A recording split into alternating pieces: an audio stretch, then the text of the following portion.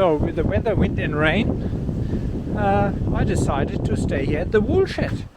So for 20 bucks I got myself a room, nothing fancy but enough to sleep in for the night. I was planning to drive into Menindee, but yeah, I wasn't sure what I would get here, so that sounds pretty good and I can offload my stuff. Having myself a quick dinner, sandwich, and then I guess the sun, it's going to be good light. That's it. Pretty nice. On the dinner menu was wraps with spinach, salami, onion, dried tomato and some hummus. The whole complex nearly to myself. There's one other guest in one of the rooms here. That's pretty much it. Kinchega Woolshed was built in 1875. As a side note, Burke and Wills visited Kinchega Station in 1860 and Kinchega's manager William Wright accompanied them as third in command. He was almost blamed entirely for the tragedy that befell the expedition. Wright, an experienced bushman, was given the job of returning to Menindee, where Burke had left most of his men, animals and supplies, and bringing them up to reinforce the camp at Cooper's Creek. However, he wasted nearly 4 months before setting out and then encountered such grave difficulties that he never reached his destination. We know nowadays that Burke and Will, albeit well known, were probably Australia's worst explorers, and William Wright was not to blame for their shortcomings.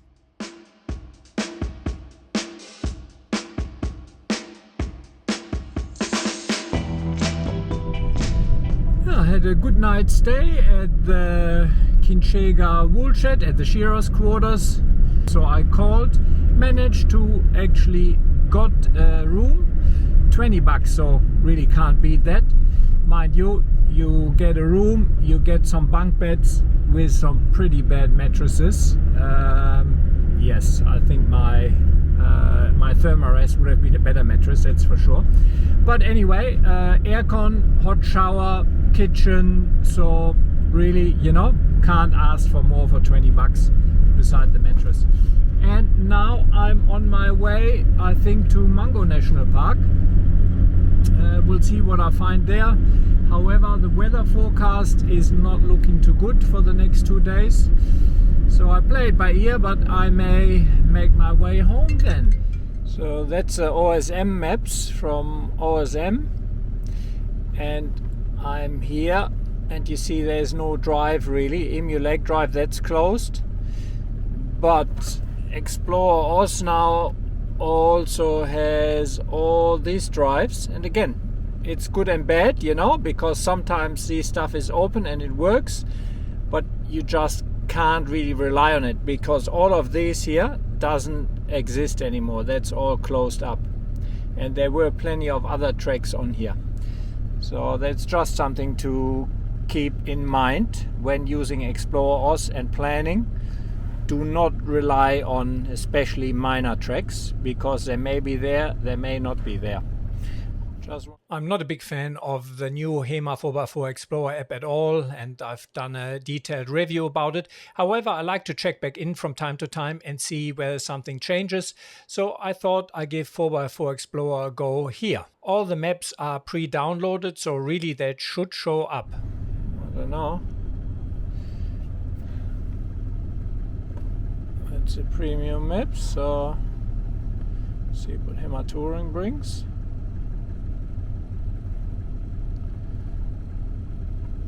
Okay, it takes a long time for that maps to load. I still don't like the map design at all. I think it's all so pale and it is so difficult to distinguish the tracks from roads, from little rivers. It is just not a very usable map design in my books, and it seems like it still has quite a few bugs from what I can see here.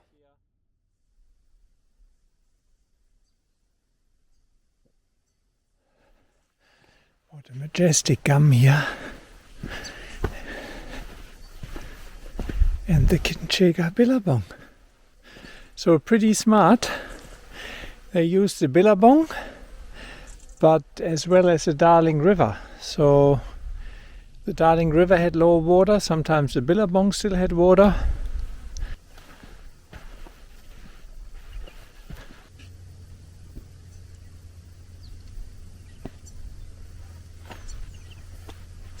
I'm here 1.5 kilometers past the Kinchega Homestead, and that is the Darling River. So it was only a reasonably short walk and a nearly infinite supply of water, at least at the time.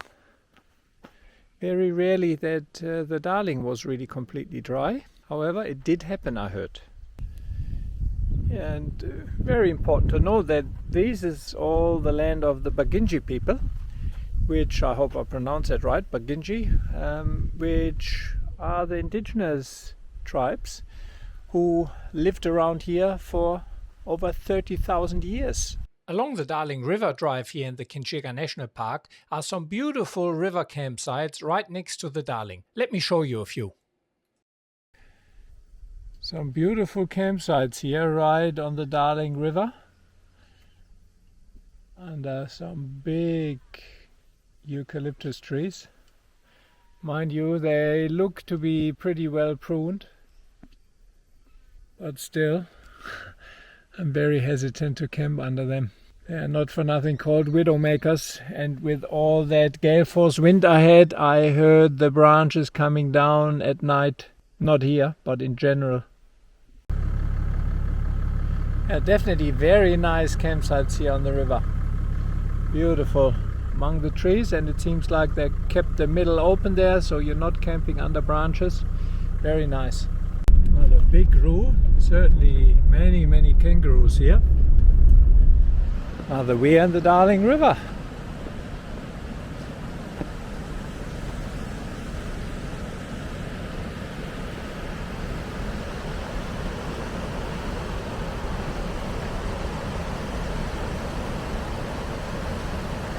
How to limit the flow.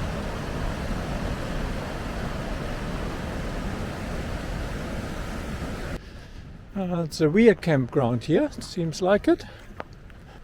Pretty nice as well. It's probably a bit deeper before the weir, the water, swimming wise.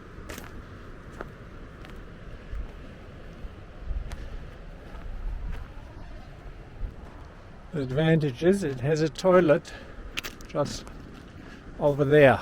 Another nice camp spot here, which is number 11, and again on the river bend. Very easy access to the river. Tables, rope swing, and a toilet. Not that that is imperative, but makes it quite handy. Love it. Got to stay a bit longer here. The water is going to be fresh now, but in summer. Yeah, this is camp number 5. Another pretty good camp. No toilet close, but yeah, fairly big, a little bit set away from the track.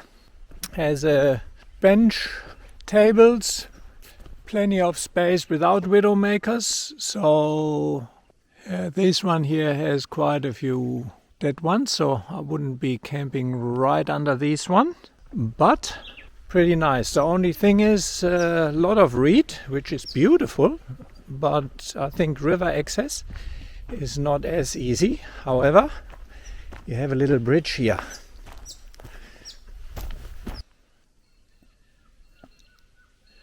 I think over there's actually some reed-free river access for a swim, but very picturesque, I reckon. So a lot of the rain which came down last night was further to the south, and that unfortunately means the road to Punkari is closed, which is not good. So I have to think what I'm gonna do now.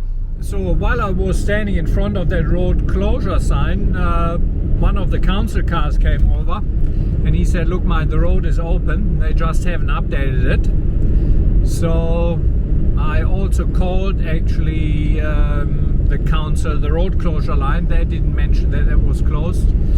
So I'm driving it now, see how it goes. Yeah, we'll see. I'm here at Pokari. Beautiful little town, I have to say. Very green. And old wharf side. Let me have a look at that. Get myself a quick little ice cream, but I still have a bit of driving to do. Not surprisingly, it has won the Tidy Town Award. It is really tidy town.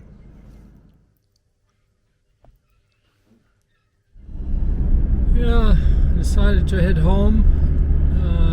Weather forecast is cold, miserable for the next few days, and I'm supposed to be home at the 27th on my birthday. So yeah, I'm not too happy about it. Obviously driving back into a lockdown, indefinite lockdown. I don't think it's going to be lifted that soon, but I guess got to do it some stage. Wife is at home, kid is at home, so I stretch it by another 2 weeks, but yeah, we will see. My regular high low beam, and that is just a front light bar.